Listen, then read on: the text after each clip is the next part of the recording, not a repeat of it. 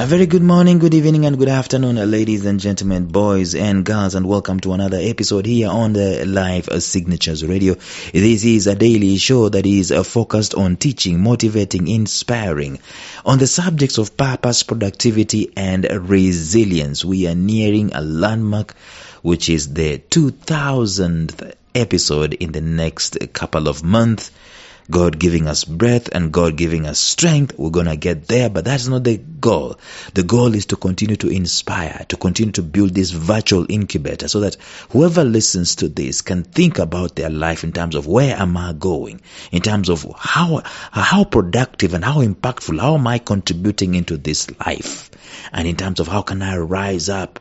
I know I failed, but how can I rise up? This is what I do. This is what I think people need in their lives. That's why I engage on those particular grounds. We are in the middle of a series. We're talking about mental blockades, not really mental blockades, but we're talking about personal blockades, and we started to talk about the types of blockades that we have that hinder us from succeeding, and the first one is the mental one. So let us go deeper there.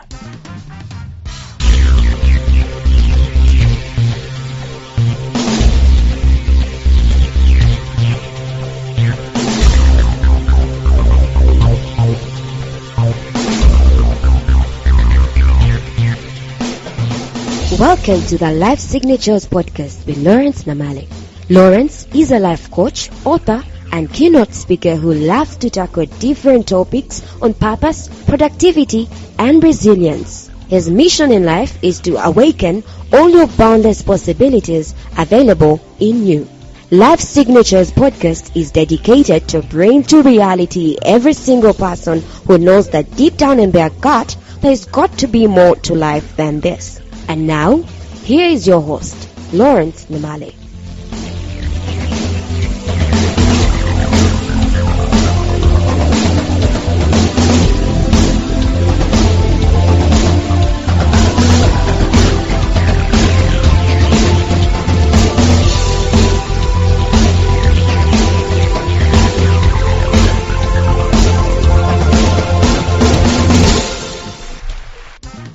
So what in the world is a blockade? Someone might ask. It's just this, it's something that we accept as if it is a fact, and in so doing, it limits or hinders us to be the best versions of ourselves.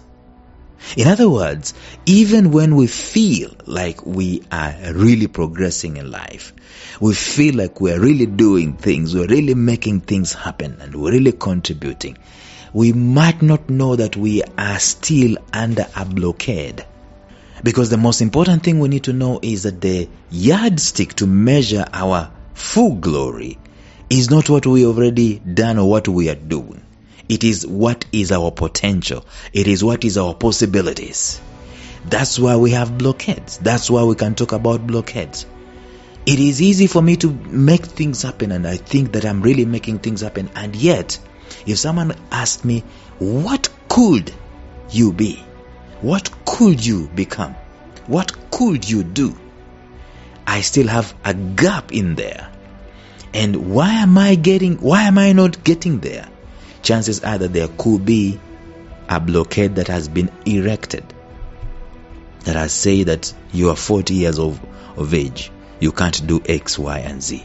A mental blockade or whatever kind of blockade comes up. You are this X amount of years, or you are this kind of a person. You come from this kind of a region, and therefore a cultural blockade goes up, and stuff like that.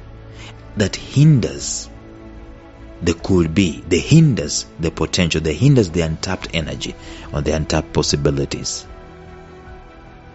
So I'm going to look at what we've already started talking about yesterday. We started talking about the mental blockade. It's one example, one area, one type of a blockade that we can have in our lives. And we say it's one of the major ones.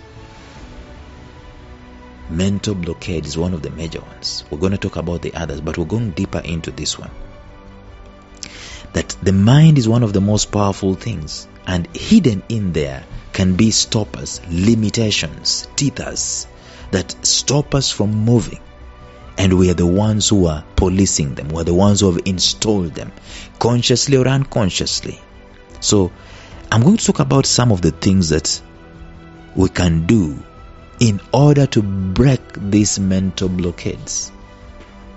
We're going to talk about 2, 3, maybe 5 things that you and I can be able to take into consideration,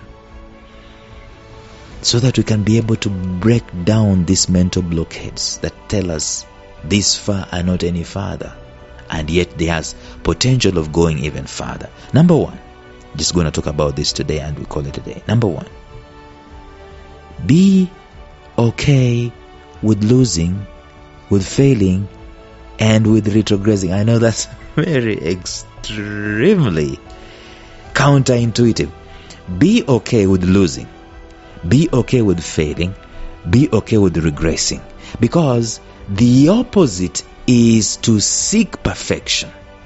And when we seek perfection, we get into this thing called paralysis analysis, where before we can take action, we want to know the precision of things. We want to do serious market research. We want to pay a top-notch company to do serious market research before we can venture. Did you know that guys like Steve Jobs never did market research when they were starting? Guys like Bill Gates never did market research. Did you know that guys like Mark Zuckerberg never did market research? The thing is that we need, if we're going to break the mental barriers normally are coming to us. These mental blockades are telling us you don't need to fail. Don't dare fail. And therefore, for us not to fail, what do? We retreat from attempts. We retreat from taking action. We take minimal action, or we take safe action. Okay, there's someone who say that sometimes our goals are not so. Sometimes it's not that we don't set goals. The problem is that we set very minimal goals and we hit them. Very uninspiring goals and we hit them all the time. That's where the mental blockades are coming in, and they're coming because we don't want to lose. We don't want to fail. We don't want to regress, and it's a human thing actually to feel that way. Watching Elon Musk launching satellite after satellite and launching rocket after rocket, the thing that interested me the most in this guy is that he budgets and he expects to lose. He expects to fail. He says failure is part of the probability. He's okay with that. He's okay with that, but he is not going to be okay with not trying. So the mental blockades are the ones that want safety. They want the normal, the ordinary. They want not to break out of the mold. They do not want us to fail. Therefore, they prop themselves up. The mental blockades.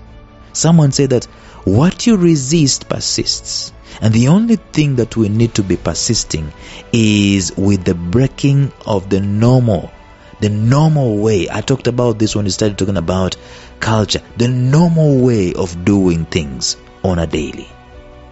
And I know it's a difficult ask to make this, and I'm speaking even to myself. Because there's some things that I'm just doing. It's normal. I don't want to fail. I don't want to try. I don't want to dare. I don't want to venture out. If you are spiritual and you love praying 30 minutes a day, why don't you go for an hour? Why don't you change the course of your jogging route? Do a different one.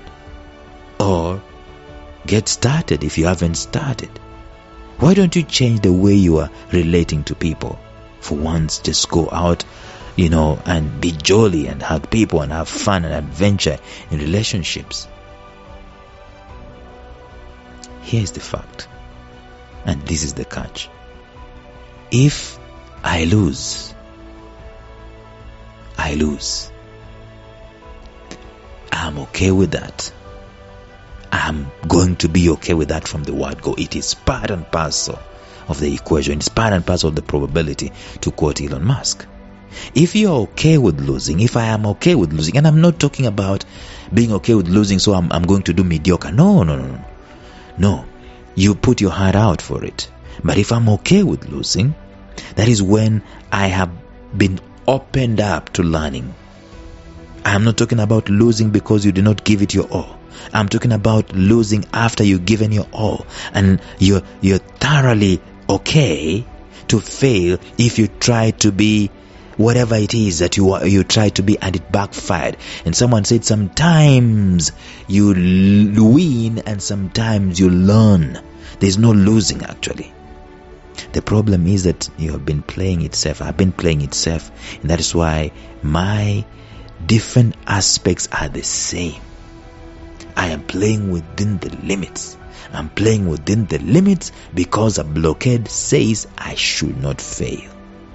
It is shielding me from failing. Shielding me, I talked about this some way back, maybe years back. Talked about shame, talked about embarrassment, talked about the things that come with failure. There is shame, there is embarrassment, there is retrogression.